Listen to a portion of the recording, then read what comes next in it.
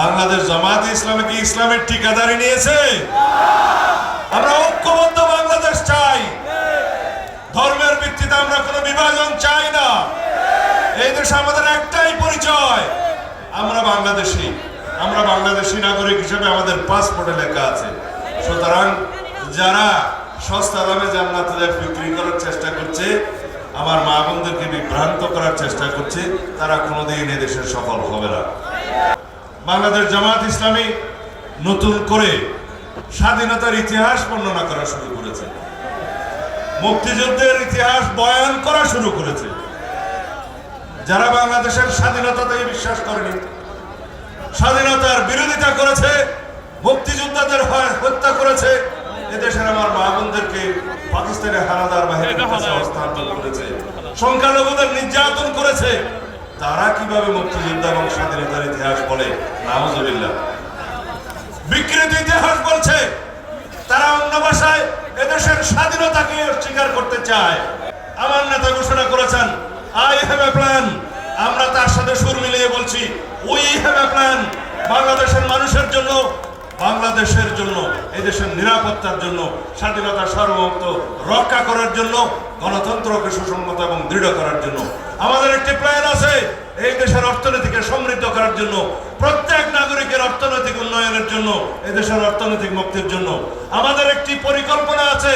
বাংলাদেশের রাষ্ট্র কাঠামোর গণতান্ত্রিক সংস্কারের জন্য আমাদের একটি পরিকল্পনা আছে। এই দেশের সংবিধানের গণতান্ত্রিক সংস্কারের মধ্য দিয়ে শক্তিশালী রাষ্ট্র বিনির্মাণের জন্য, যে রাষ্ট্রের স্বপ্ন আমাদের সন্তানরা দেখেছিলেন, যারা রক্ত দিয়েছে, শহীদ হয়েছে 24-এর ছাত্র গণ অভ্যুত্থানে, তাদের সেই স্বপ্নকে আমরা ধারণ করি।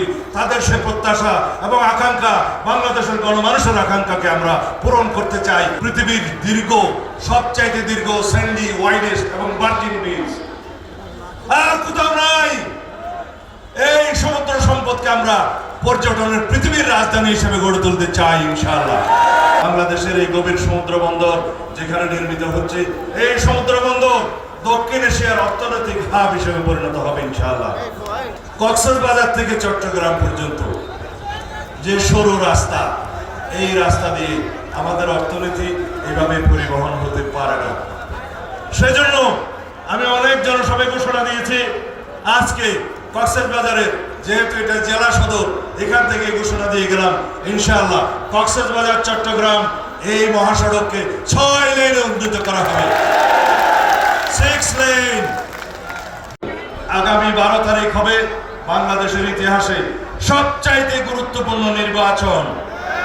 কারণ এই ভোটাধিকার আদায়ের জন্য আমাদেরকে দীর্ঘ 16-17 বছর সংগ্রাম করতে হয়েছে, রক্ত দিতে হয়েছে। রক্তের সুপার মাটি দিয়ে, শত সহস্র শহীদের রক্তের মধ্য দিয়ে আমরা এই অধিকার পেয়েছি। সুতরাং এই ভোটাধিকার আপনারা স্বাধীনভাবে প্রয়োগ করবেন।